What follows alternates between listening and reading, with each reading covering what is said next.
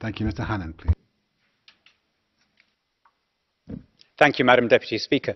What bothers me about this motion is not just the intrusiveness, the presumption about telling a sovereign country how to organize its internal affairs. It's the asymmetry that we see over and over again in this chamber. Whenever a government is criticized for some domestic policy, you can bet that that is a government that is unpopular in this chamber because it is patriotic, or because it stands up for its national interests, or because it refuses to endorse the goal of a United States of Europe. And this is a classic example. There were judicial reforms made by the previous Polish government that resulted effectively in the packing of the bench. Not a peep of protest from this chamber. But when the current government undoes those reforms to try and restore a measure of balance to the judiciary, the sky falls in. All of you in your hearts who voted for this measure, you know that if this had been a goody two-shoes federalist government, this motion would have never come before the House. Thank you very much. I voted against. Ja głosowałem przeciwko. I voted against, although I do agree that the governing party doesn't have any idea of what the rule of law is.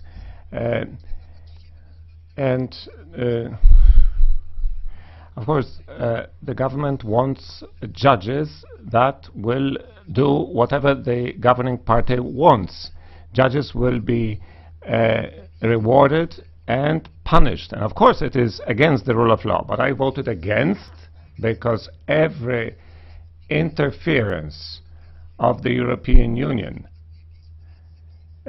will make peace, the governing party, stronger.